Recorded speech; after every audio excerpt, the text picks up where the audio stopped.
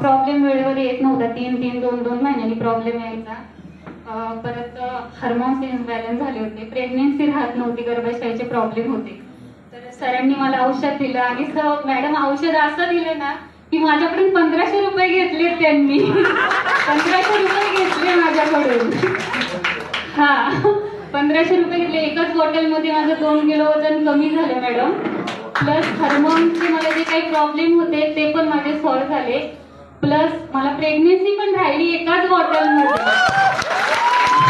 हा माझा रिझल्ट आहे आणि मला असं वाटतं की सगळ्यांनी अमृत ज्यूस घेतलं पाहिजे. खूप छान आहे हे, खरंच अमृत ज्यूस आहे, अमृताचे ज्यूस नसून अमृतच आहे.